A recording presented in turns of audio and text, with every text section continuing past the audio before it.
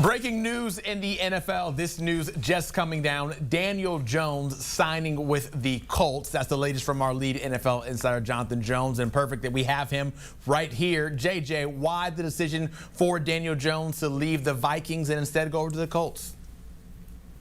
Yeah, so it's a one-year, $14 million deal for Daniel Jones to go to the Indianapolis Colts. He can make up to $17.7 million on that contract. He's going to go to Indianapolis, and he's going to compete with Anthony Richardson, the former first-round draft pick for the Colts, to be QB1, week one for the Colts. Now, how did this come about? Look, Daniel Jones did have some options. I know, of course, the former Giants quarterback, folks could say, well, how does he have options? Because of how things played out in New York. But frankly, he did. And the Minnesota Vikings did want him back. I do think that they had pegged Sam Darnold above him, but then, of course, Sam Darnold could get more money elsewhere. And so Daniel Jones had to determine and decide, does he want to stay in Minnesota, stay with Kevin O'Connell, where he was on the practice squad, where he had learned the playbook and the offense a little bit, or did he want to go elsewhere?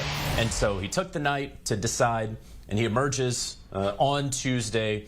Still, we haven't started free agency, right? But he decides that he wants to go to the Colts. And so, look, Anthony Richardson, who got benched last year, who has been up and down, and frankly, more down than up. I think a lot of people would think that Daniel Jones probably has the leg up on Anthony Richardson to be the starter. We heard from Chris Ballard at the NFL Scouting Combine, the GM of the Colts, who said this is going to be a legitimate competition, whomever we bring in. And so Daniel Jones choosing amongst the Colts, the Vikings, and the Browns, who probably didn't have the money to go get him, obviously choosing the Colts. And so now, what do the Vikings do? Well, they have J.J. McCarthy, whom they are hoping will be fully healthy, ready to go in 2025. But they do have to find another quarterback who is out there. And one quarterback who has not yet landed a spot, well, it's Aaron Rodgers. And so could he potentially complete the Brett Favre cycle, right? The Packers to the Jets to the Vikings. He has been a pivot option for the Vikings, but of course, Rodgers has some interest, some mutual interest with both the Vikings and the Steelers, excuse me, the Giants and the Steelers. And so we'll see how this plays out.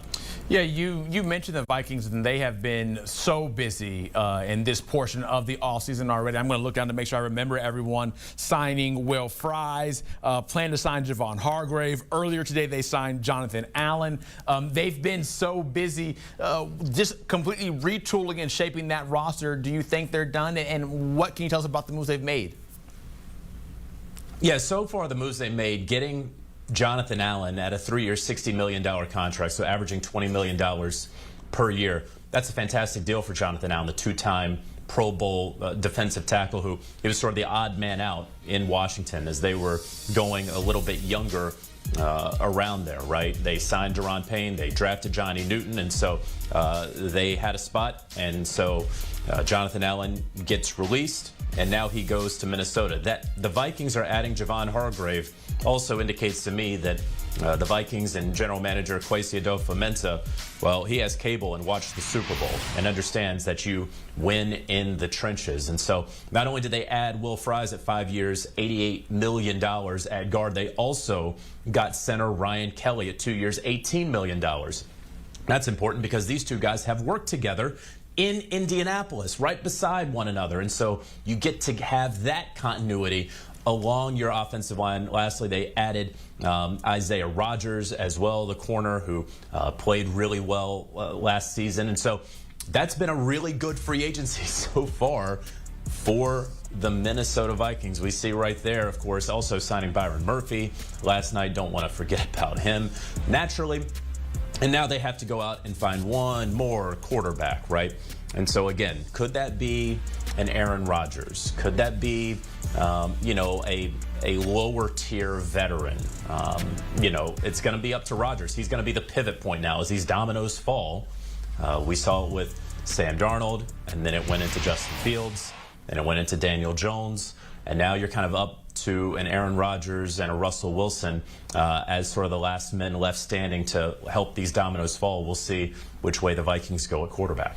Yeah, the Vikings adding a lot of pieces. When you can look over the Super Bowl champs and the Eagles, feels like they are losing pieces, especially off of that dominant defense that helped them win the Lombardi. Now trading safety C.J. Gardner-Johnson over to the Texans. When you look at this move, is it a bigger addition for the Texans or maybe just subtraction from the side of the Eagles? Yeah, so it's safety C.J. Gardner-Johnson going to the Texans in exchange for guard Kenyon Green, former first-round pick. Then there's going to be a pick swap in 2026 involving a 5th and a 6th-round pick. And so you see right there the trade terms. Kenyon Green was up and down this past season for the Texans, but he's still an offensive lineman. And again, the Eagles, they played in the Super Bowl. They know how important offensive linemen are, and Jeff Stoutland, the offensive line coach there in Philly, is one of the best to do it. C.J. Gardner-Johnson, of course, such a fantastic personality. And I say fantastic. He's fantastic if you're on his team. If you're playing against him, maybe not so fantastic. This is probably a deal that the Texans would very, very easily and happily do. You have a safety, a playmaking safety. They clearly are placing an emphasis on ball hawking, right? They are placing a huge emphasis on the back end of their defense. Consider, of course, Derek Stingley Jr. probably going to get a contract extension at some point here in this offseason. The one curious thing for the Houston Texans, though, is they continue to let go of offensive linemen. They released Shaq Mason on Monday. They traded Laramie Tunsil for a haul of draft picks from the Washington Commanders. And now they're letting go of Kenyon Green in a trade. Look, all of these things probably on their own make sense. In a vacuum, one can sort of explain away any of these moves. This is 3 of the 5 starting offensive linemen for the Houston Texans. You don't typically see that. Now, the Texans offensive line wasn't great last year, but again, these guys are not falling off of trees. So the Texans are probably going to be in the market for some veteran, middle tier sort of free agent offensive linemen. And then you have to imagine that the college scouts for the Houston Texans are going to be hard and fast at work this upcoming draft season at every pro day they possibly can be for any offensive lineman who will be taken in the top 100. And oh, what do you know? The Texans have, I believe, 4 picks in the top 90 of this year's draft. So there's certainly about to be a youth movement along this Texans offensive line. And frankly, there has to be when you get rid of 3 out of your 5 offensive linemen. Yeah, so I was curious, what do you make of the Texans and what they're doing right now? I covered C.J. Gardner-Johnson in high school and then also when he went to Florida. I know their safeties coach has ties to Florida as well. Do you look at this as a team that is losing too much on offense and the need to help C.J. Stroud, or are they just trying to really build it through the defense? I mean, right now, it certainly seems that they're building it through the defense.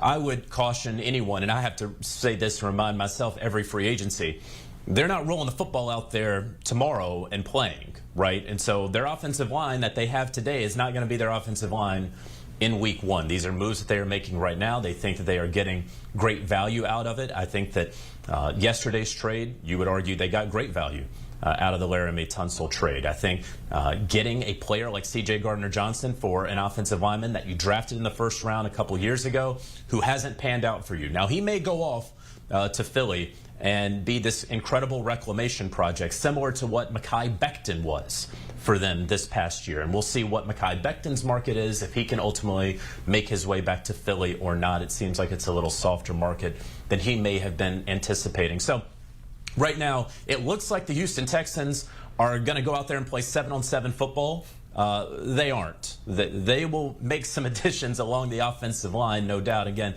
it'll happen in the middle tier of free agency, the second wave of free agency, and then it certainly will have to happen in the draft. Yeah, and JJ, we will be looking forward to all of that as it comes up with the draft next month. And still, all these free agent movings happening. I know you will stay busy, so we appreciate the time, and we'll catch up with you later. I am sure of that. JJ, thank you as always. And of course, that schedule that we mentioned with that NFL draft coming up April 24th to the 26th. The league year officially will open on Wednesday at 4 Eastern. The owners' meetings coming up at the end of this month and spilling over into early April. Keep it tapped in here with HQ because every move that happens, we'll tell you about it and we'll break it down.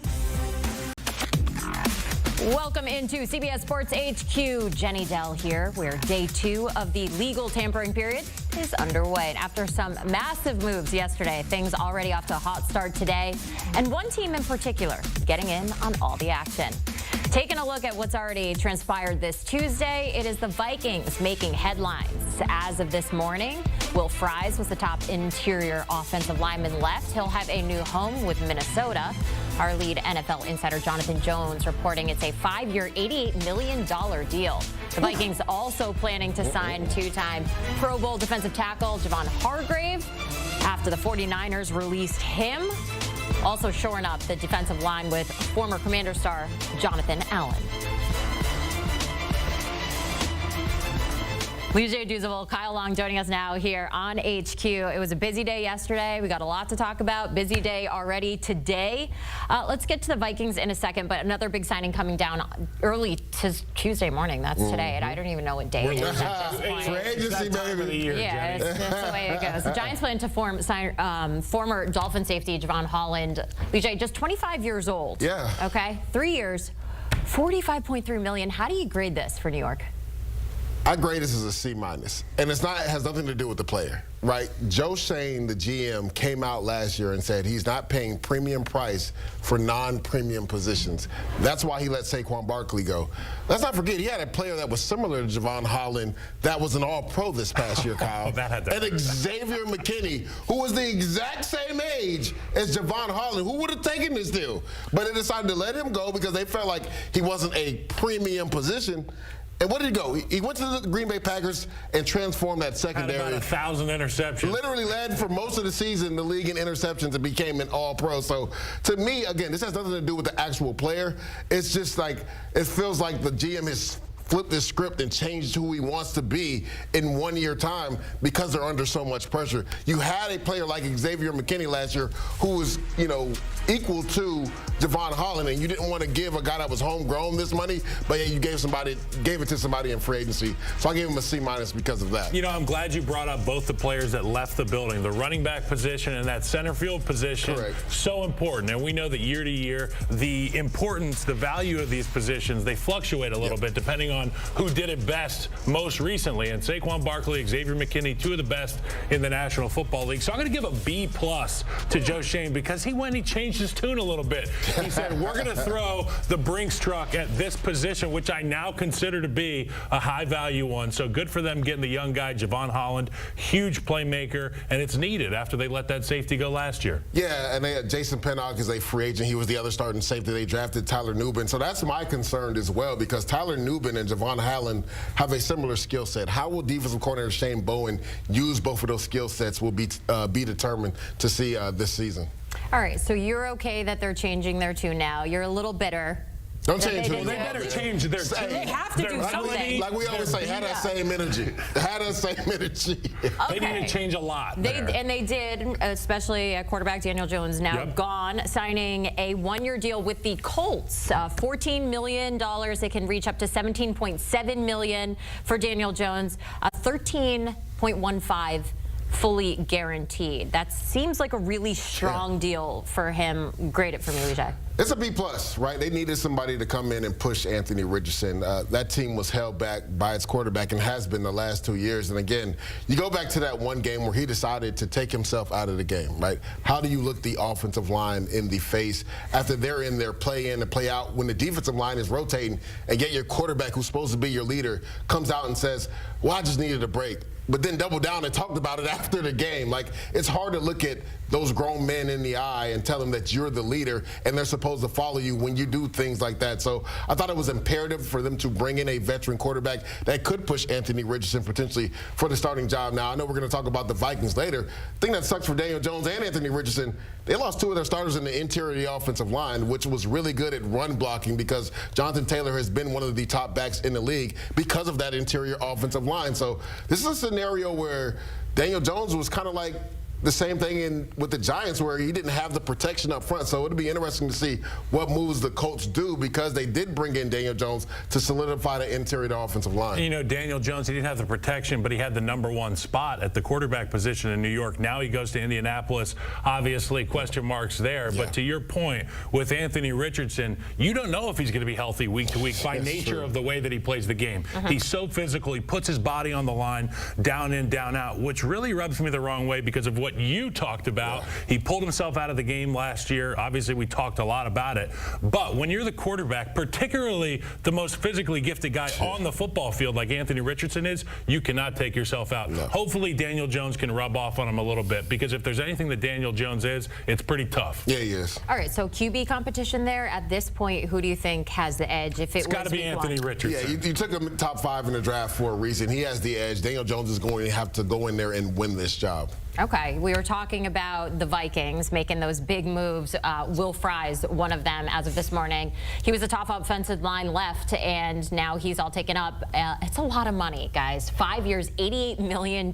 We saw a big rise and a lot of promise from Fry's before he broke his tibia, just a handful of games into last season. What do you make of this move, Leger? I know Kyle has to love it. The guards are finally getting some respect in this league, man. They're getting paid upwards to 15, 16, 17, 20, 21 million. And this was a home run hit for the Minnesota Vikings. Another guy that they signed, Ryan Kelly, who was the center for the Colts. So there's already some synergy between him and Will Fries, right? Because this was an issue, Kyle. You go back to that Rams game in the playoffs, the Vikings offensive line gave up 9 sacks. Yeah. Now, again, they did blitz off the edge with some corners, but the interior guys, Kobe Turner and Neville Gallimore, they both had at least a sack and a half, right? Kobe Turner had 2, Neville Gallimore had 1.5. So this was an issue for this Minnesota Vikings team. And it wasn't just that last game in the playoffs versus the Rams.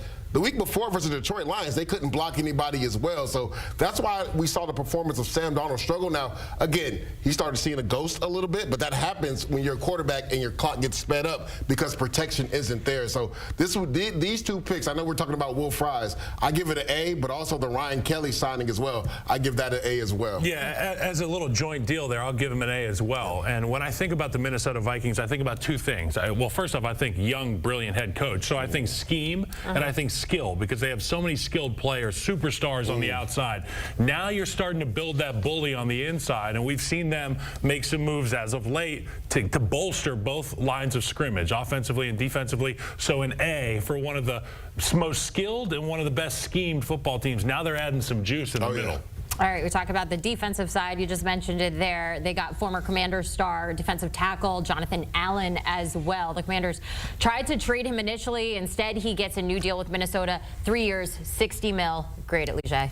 That's a B+, man. And Kyle kind of alluded to it, right? Building it in the trenches. They know they have to face that bully of the North in the Detroit Lions, right? They had an opportunity in Week 18 to win the division, but they got beat up in the trenches. So when you talk about a team that's trying to change their stripes and figure out we have to be more physical, right? Let's go get some offensive line help. Let's go get some defensive line help and be more physical than everybody else in the division. I think that's what Kevin O'Connell is looking at. He was like, we got to chase the Green Bay Packers, who run the ball with Josh Jacobs. We got to chase the Detroit Lions, who have a 2-headed monster in the backfield. We have to be able to go blow for blow with them, not just on the offensive line, but our defensive line has to be able to stand up to the physicality of that offensive line for the Detroit Lions. So I gave this a B+. Jonathan Allen has been banged up a little bit the last couple years, but still one of the best D tackles in all of football. And you have to take a look around the NFC North, and what have the other teams done? They've gone and bolstered their offensive line. So you need a guy who can be out there to play the dragon for these dragon slayers up front on the offensive line. Jonathan Allen is just that. He's got a winning move in the pass rush. He can frustrate those quarterbacks. And back to the O-line pick. For that Vikings team, Sam Darnold's out the building. So now you've got this young guy who's built like a 16-year-old AAU lacrosse player at the quarterback position. You got to protect. He could be talented as hell, but we won't find out unless you protect him. 100%. And we won't find out unless you get him the ball back. So Jonathan Allen and then Kelly and Fries, it's a home run for the Vikings. I'm so glad you brought that up, Kyle, because when you have a young quarterback, you want to put the subsequent pieces around him so it makes life easier for him. So he knows that it's not just on him. So because they weren't able to pay Sam Darnold, they were able to pay some other places. They bolstered the offensive line, the defensive line. They're going to be a tough defense to play against, but on that offensive side, they feel like maybe we can run the ball a little bit more and take some pressure off of J.J. McCarthy. J.J. McCarthy screams AAU lacrosse, high school You know, they lacrosse. showed him real skinny on the sideline. when they showed him on the sideline, Jenny, it either looks like he's got a nasty slider and he's like a relief pitcher, or the guy's You just look real slim on that sideline. cranking lacrosse. You know what I'm saying? He's got the look to him. He's got the look. All Some right. steaks, some potatoes, and some O-linemen. That'll He's do in, it. he's in a good spot for all of that right now. sure. All right, the Vikings very busy today. One more move they made this morning. Still trying to shore up that D-line. They plan to sign Javon Hargrave once the 49ers release him. Head shake. No, we love it. I don't want to have to block that guy. It seemed like that was a negative, oh boy, no, but it's not negative at gotta be a all. positive. It's an arms race offensively in the NFC North, Right. and we've been saying that since Jordan Love came to the Green Bay Packers, and then Caleb Williams got drafted. Jared Goff experienced so much success there in Detroit. You need to have these guys out there who can truly win. Javon Hargrave's done it for a long time. A new set of scenery for him will be great, and I think playing alongside these other guys that we've talked about and will continue to talk about will be great for that unit. Kyle, do you mind if I talk a little X's and O's Please with you real do. quick? Ooh, yes. So, when you look at this front, just in base, right, because they run a 3-4, you have Harrison Phillips in the middle, Javon Hargrave, Jonathan Allen. But do you know who you have outside of that?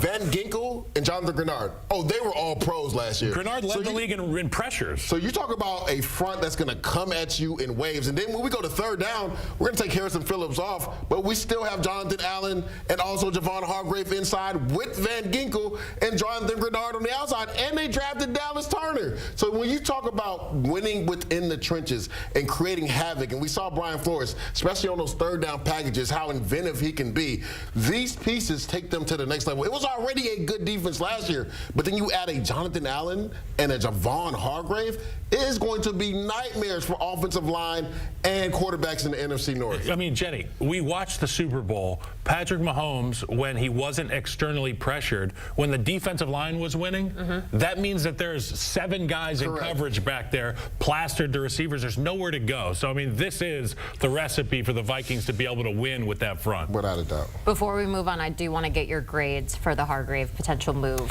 I gave it a B+. A. Okay. I gave it an A. I think he has an uptick in production with the new scene there in Minnesota. Great place to be, particularly as a vet, as I understand. I only gave it a B+ because he's coming off an injury, right? And that can always be a little scary. Best trainers in the league. Check out that NFLPA survey. Oh yeah, Minnesota's at the top of the list. Very happy players over there in Minnesota, that's for sure. I'm learning that you're a little bit more lenient in your grades, maybe a little bit of a tough grader. I'm the teacher you want. I was going to say, I don't know. I'm a realist. All right, last but not least, another move we had that went down just a few minutes ago, really, the Eagles defense going to be totally depleted by the end of all this. You look at all their players just getting thrown around to different teams right now. Safety, Chauncey Gardner-Johnson going to the Texans in exchange for guard Kenyon Green. Philadelphia and Houston will also be swapping draft picks as part of this deal. The Eagles receiving a 2026 5th-round pick. The Texans getting a 2026 6th-rounder. Okay, so what do we think? Grade it. I like it. I think it's a win on both sides. Right now, the Houston Texans are obviously revamping their O-line. Kenyon Green was a guy they took a few years ago who wasn't a scheme fit when Bobby Sloat was there because they were a zone scheme. Now he goes to the Philadelphia Eagles where they run G scheme. It's going to fit into his skill set perfectly. And C.J. Gardner-Johnson, this is the thing about a team like the Philadelphia Eagles. You can't continue to pay everybody. You're eventually going to lose players, but there's no team that develops better than the Philadelphia Eagles. Essentially, when they draft guys, they usually give them like a redshirt year, right? Like Jalen Hunt was a guy that was drafted in the 3rd round this year, and we saw him come the Super Bowl. He had a sack in that game. Josh Sweat leaves, so he's going to step up and probably be a starter next year. Ojimo, the defensive tackle from Texas that they drafted 3-4 years ago, is going to be like that Milton Williams now that Milton Williams is gone. They just do a good job of developing guys, so they're allowed to let guys leave in free agency and still compete at a high level. The thing is, on that offense, it's still intact, right? Most of the offensive line will be back, the skill position players will be back, and the quarterback will be back. Now, there is some change on defense, but we saw this last year with Cooper DeJean and Quinyon Mitchell. Those guys came in and played at a higher level. Let's not forget, they drafted Keely Ringo a few years ago, so he's going to step up and be the 3rd corner. Like, Howie Roseman and the Eagles do a masterful job of developing guys, but they're not putting too much pressure on them in their rookie year, giving them a redshirt year. year. Nakobe Dean had a redshirt year. Jordan Davis had a redshirt year. Those guys are going to continue to get better. So I love this from the standpoint that I think it's a win for both teams. C.J. Gardner-Johnson going to the Texans, there was a need there because Jalen Petrie has essentially become their nickel. They have Bullock, who they drafted from USC last year, who's a really good safety. You're going to pair him with C.J. Gardner-Johnson. That's going to be a nice tandem in the secondary.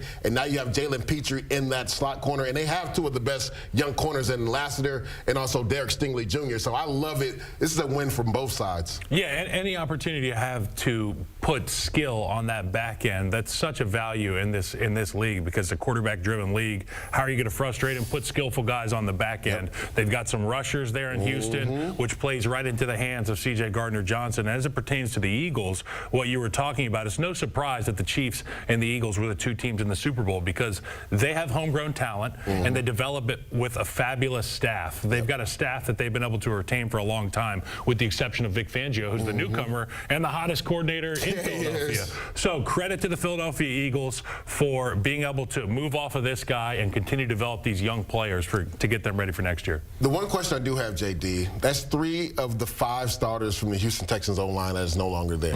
What are they going to do? Blake Fisher's a guy they took in the second round last year. You assume he slides out to left tackle now that Larry Tunsil is gone. I feel like we need a little chant for this. Grade the trade. Grade the trade. I'll give it a B-. What? I thought you were the easy grader. All right, I was going to say nice things about pushing the pile, but I guess I won't. Just kidding. What do we got going on? We're talking about all this stuff. We're going to be on 4 to 5 today and tomorrow. We'll be on Thursday as well. Come check us out.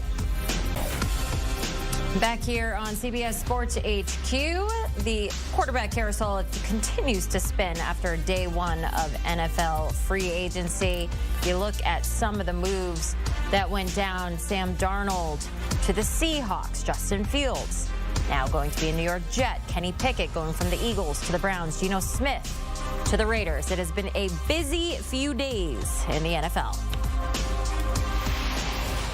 Let's welcome in our resident quarterback, Danny Cannell, joining us now here on HQ. All right, so it's been nonstop. The first domino to drop when it came to the QBs, though, it was Sam Darnold, then Justin Fields, both signing on day 1 of free agency. When you look at those deals, what comes to mind? Are you happy with their new locations? Talk to me about it all, Danny. Yeah, I mean, I think this has been one of the most blockbuster, fireworks-filled free agency period for quarterbacks that I've seen in the last decade. Just the amount of movement with guys that have played meaningful times, guys that have resumes that stack up, young guys that have a lot of talent.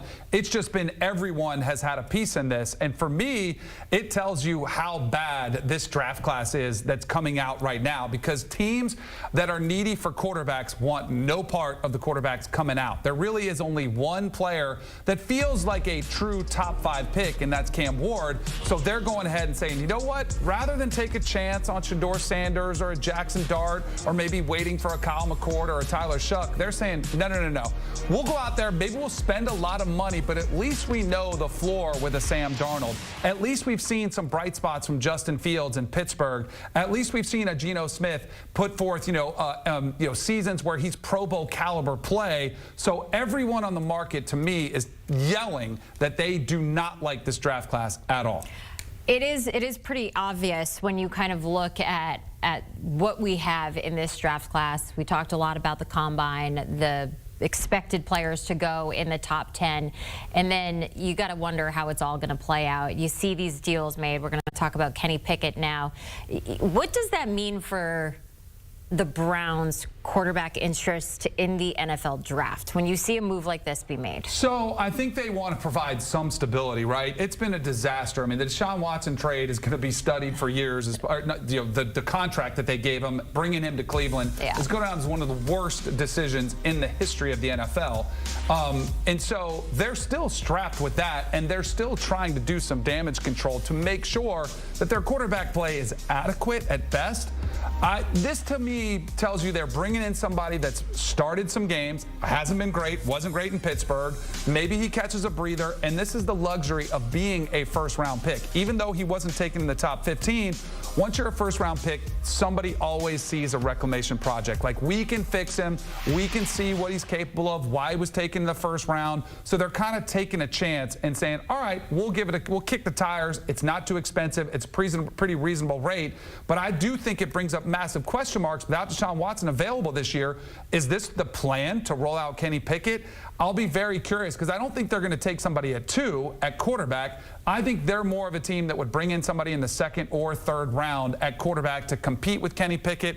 See if you can push him if he starts. If you find somebody in the 2nd, 3rd round that's a potential steal, then you're kind of set for the long term. But I don't think they're in a position to really take one of these quarterbacks with a top 5 pick overall. So they're saying, we got to make sure we have somebody who's capable of starting games, and that's where Kenny Pickett comes in. And you look at a couple teams that don't really have anybody right now. So teams like the Giants, the Titans, the Steelers. I mean, with the Steelers, so Russell Wilson, Aaron Rodgers is still available. A lot of questions about that. Mac Jones is still available. You look at this QB class, as you mentioned, coming through. What do teams like the Giants, the Titans, and the Steelers, teams that are still in need of a quarterback, where do they look? What do they do? So you mentioned the names, and I think these 3 are really intriguing with the Giants, Titans, and Steelers, because the Titans are a unique spot where they have the #1 overall pick. So if they love Cam Ward, they're like, sweet, we're set. We'll take him. We'll move on from Will Levis, and we'll try to make that, see if that works. The thing about Cam Ward, as good as he is, and as much as I, think he is the top quarterback in this class, he does come with some risk. Like, he was a highlight reel, but he also made a ton of boneheaded mistakes. Like, he is very loose with the football, which NFL coaches and front offices do not like seeing that track record, because usually it takes a while to eliminate those, and he comes with a lot of risk. So if they don't like him, then what do? Do they just go with Will Levis and possibly take a Travis Hunter? They trade down. And then you've got the Giants and Steelers, as you mentioned, Jenny, who are in a position to say, all right, they're talking to Aaron Rodgers, they're talking to Russell Wilson, both of who I think want to be in New York. There's a lot. I think Aaron Rodgers got a little flavor, a little taste of playing in New York with the Jets. There's a lot of extra attention that comes with it, a lot of extra marketing ability. The fans are great. And then you've got the Steelers, who got a firsthand look at Russell Wilson. It wasn't great. So I think they would probably rather have Aaron Rodgers. And I don't think Russell Wilson would hate going to New York either. He's made that clear at other points in his career. So you've got this little carousel of just these 3 teams that I think there are 3 quarterbacks: Cam Ward, Aaron Rodgers, Russell Wilson. And it's kind of like ring around. What's the game? Duck, Duck, Goose, where you run around, or musical chairs when you have the lap. I'm trying to think of my kids' games. It's been a while since my kids were little. But musical chairs, like, who's going to sit down first is the next, domino to drop. Now that we've seen them all fall, this is fascinating. These 3 teams that are desperate for a quarterback. Do you think there's such a big margin between Cam Ward and Shedeur Sanders? I do, yes. Okay. I think it's a massive chasm. I think it's a huge gap. I think Jackson Dart has actually closed for me on Shedeur Sanders, because I do think there is more upside. The thing about Shedeur, he's got an incredible football IQ. I am not worried one bit about any character issues, whatever garbage was coming out of the combine.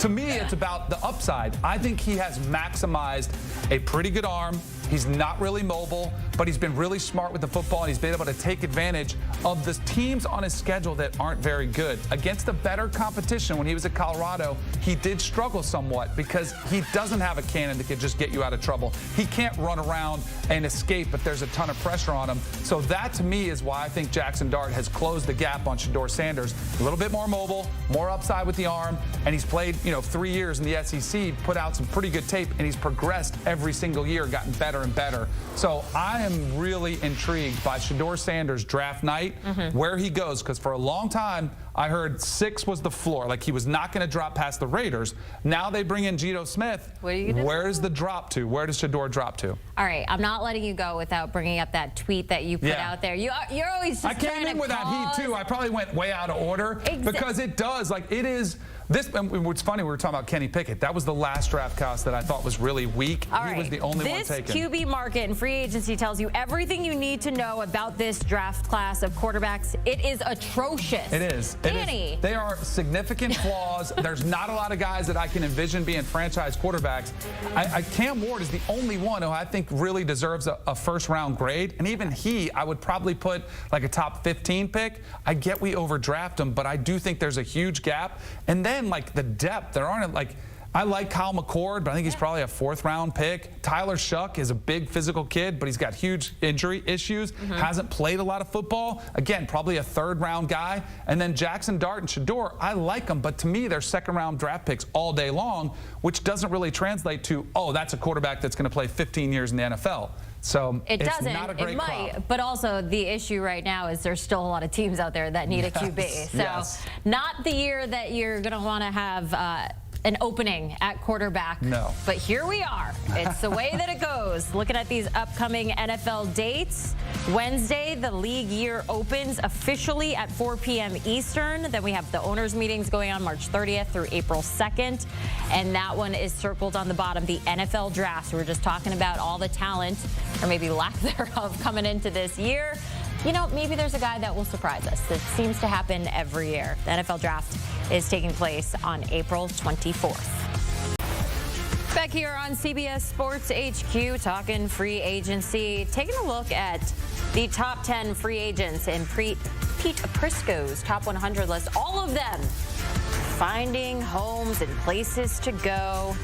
That's what we like to see. All right, back here, Lee-J. Douzable, Kyle Long. We're going to do superlatives, if you will. Okay, so it's been a busy few days. A lot has gone down, and I think it's great to just take a step back and look at the big picture a little bit here.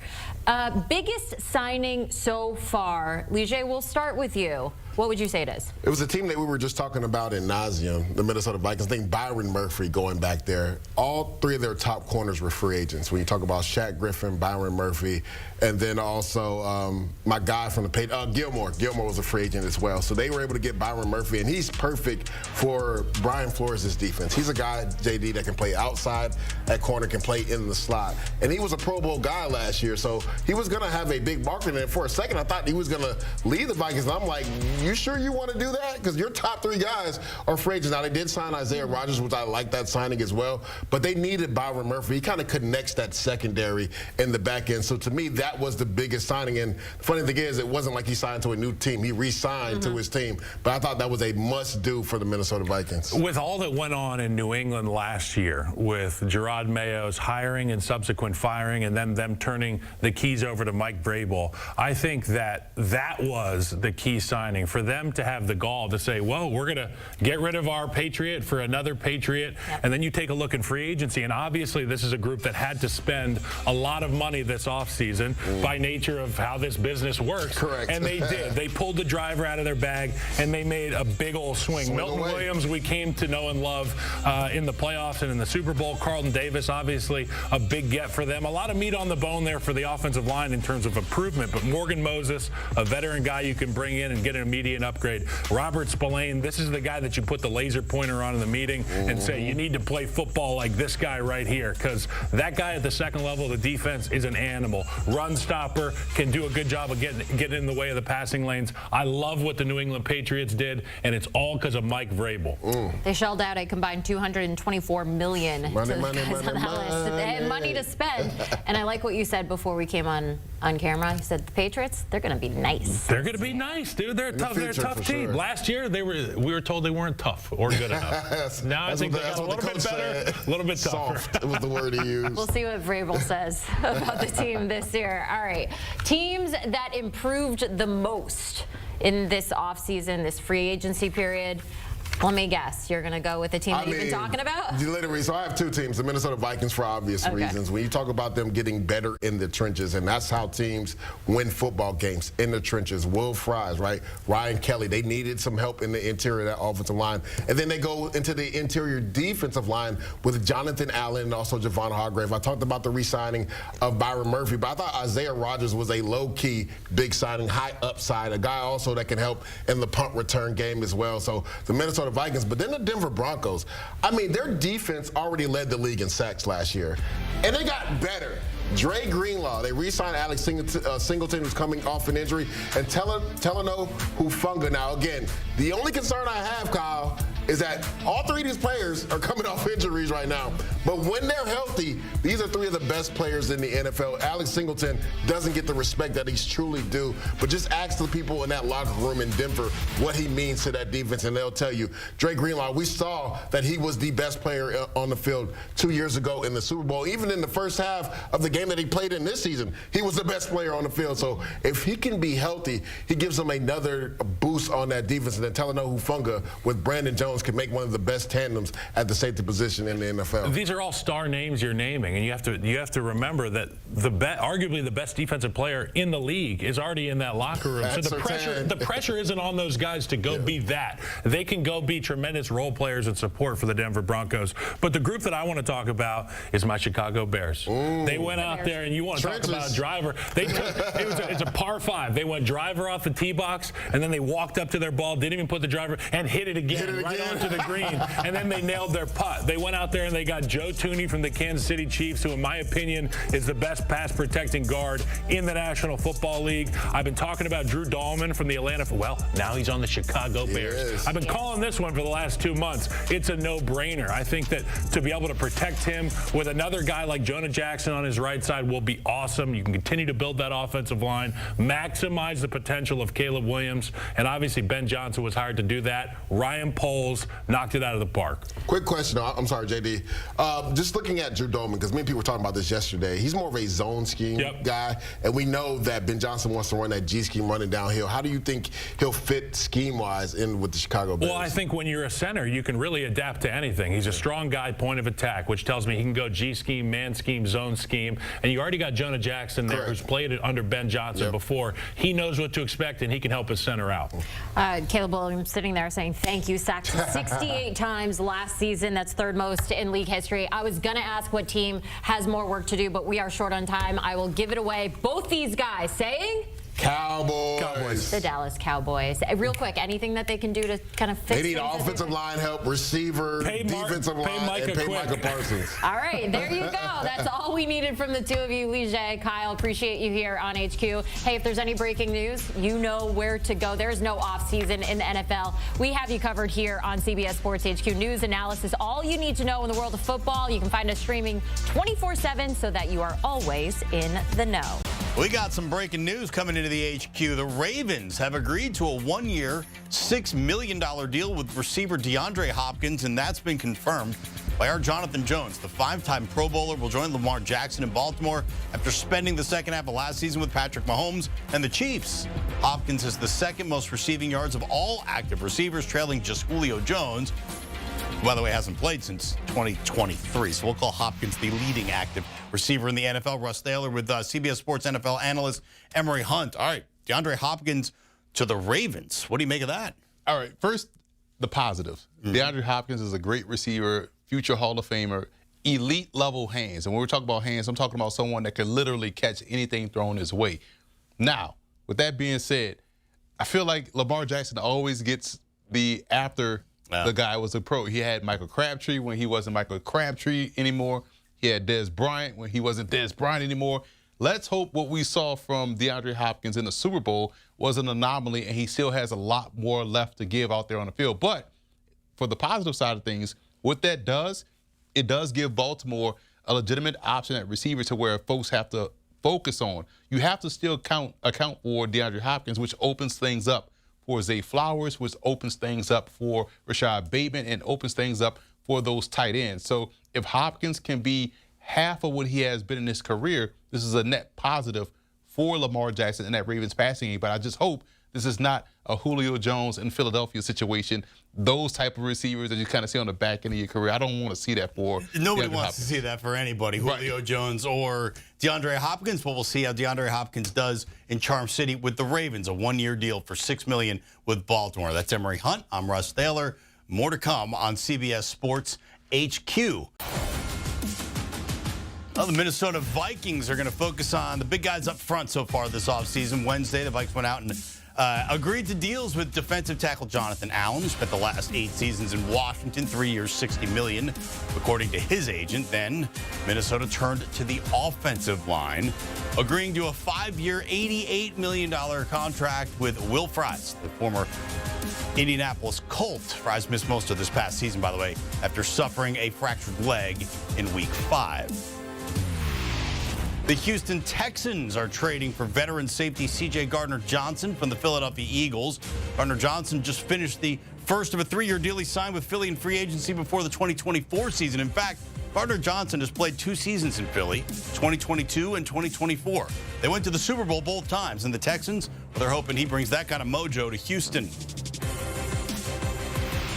Safety Justin Reed has agreed to a 3-year, $31.5 million deal with the Saints. That's per multiple reports. Reed has spent the past 3 seasons in Kansas City, winning 2 Super Bowl titles with the Chiefs. The Louisiana native will now return to his home state, where he's signed through the 2027 season. Daniel Jones has made his decision, signing a 1-year, $14 million deal with the Indianapolis Colts. The former Giants first-round pick and Vikings backup will compete with Anthony Richardson for the starting job in Indy, which Richardson lost to Joe Flacco last season, you may recall. It is day 2 of this NFL madness before the new league year begins on Wednesday. That's CBS Sports NFL analyst Emory Hunt, who is here to talk about all this wild stuff going on, starting with Daniel Jones. A lot of people were wondering where he would end up, and it's going to be the Colts, and Anthony Richardson vying for the #1 job. What do you think of the move for Jones and for the Colts? One, it's good for Jones as he got paid, but secondly, it's not a competition because we already know who's the starter in Indy. It's going to be Anthony Richardson. He's going to win this pseudo battle with Daniel Jones, and the conversation around Daniel Jones is always fascinating because his best season in the NFL, Russ, was 2022. 15 American touchdown passes. Like, what are we talking about? You know, and so you're talking about a guy in Anthony Richardson who has 15 starts since 2023. So this is Anthony Richardson's job to lose. Anthony Richardson, I feel like, will prove to be healthy. That's the biggest issue with Anthony Richardson. He hasn't been able to sustain the health for a full season. We've seen spurts of him. So we've seen flashes. We need to see consistency.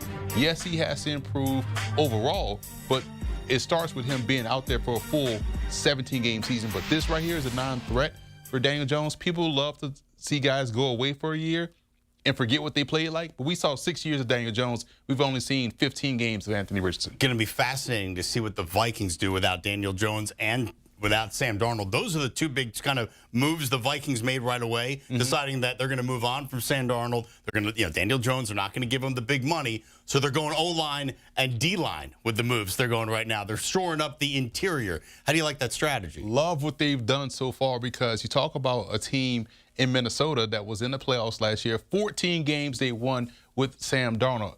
However, when you look at building this team like they built it, it puts a lot of pressure on a young rookie quarterback in J.J. McCarthy because the fan base will have the expectation that we better win at least 12 games with you, young man, as opposed to realizing he is a rookie, technically, because he missed all of his rookie season with an injury, but he's going to have the luxury of having a very decent offensive line. You hope Christian Darrisaw comes back fully healthy. They have a very good defensive line now. We know they replaced some pieces on defense. They were able to get re-signed Byron Murphy, so I love what they've done there.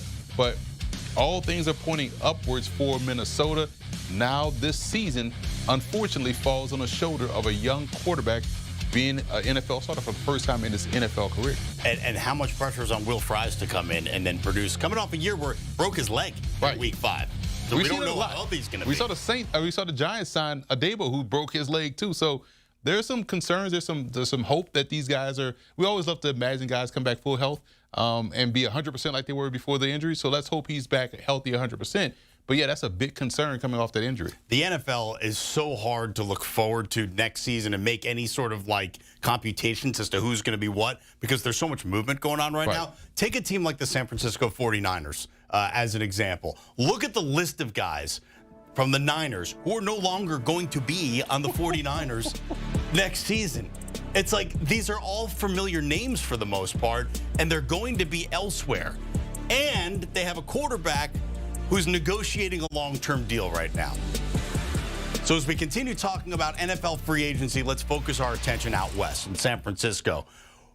Where's the window with the we've seen the 49ers get to the Super Bowl not too long ago with Brock Purdy as their quarterback. Now he's trying to get a new deal, and they got a lot of holes to fill on this squad. And you're going to say, well, we still have free agency. We still have the draft. I think that's where San Francisco really has to focus in. Who can we fill in with stopgaps here in free agency? And with the draft, they have to nail not only their draft picks, but guys in the undrafted rookie free agent pool as well. You got a guy in, Brock Purdy with the last pick in the draft, Mr. Irrelevant. So maybe you can strike gold once again with these other players, because you saw that list right there. That's a lot of impactful guys that are now playing elsewhere with this football team. And there's one more pending in a Brandon Ayuk, who knows he doesn't want to be there as well too. So you have a lot of these guys, these questions about San Francisco coming to the season where everybody else got better. Is Brock Purdy going to need to take maybe a little bit less than market value so there's money to spend on all these holes they've got? Like, what do you do if you're Brock Purdy? What do you do if you're the Niners? They put Brock Purdy in a very tough spot because of how you laid it out. Like, Brock, if you take a little bit less, maybe we can keep some of these or get some other guys. Like, Brock, don't take less. Take what you're worth, Brock. Do not let them jerk you around and say take less, right? But if you're thinking, okay, get one of these deals where it's cap friendly or team friendly, then yeah, you can probably stash another receiver or some offensive lineman, something that can help you have success, because we know the issue was, man, San Francisco is loaded. You can put anybody at quarterback. Well, you can't really do that because you need someone that can distribute the football. But if you're Brock Purdy, like, man, now you're going to put me in a situation where you paid me this money, but you've taken away all my options. I can't make everybody around me elevate like this. That's not how football works. So it's going to be up for Brock Purdy to make sure he's in the ear of, Kyle Shanahan, in the ear of John Lynch, and making sure they get guys around him to help keep this team together. That's going to be something huge to follow, Brock Purdy and the Niners, because we already saw Josh Allen sort of set the market for the new, most guaranteed money for a quarterback. Dak Prescott's making $60 million a year. Joe Burrow's like at 55.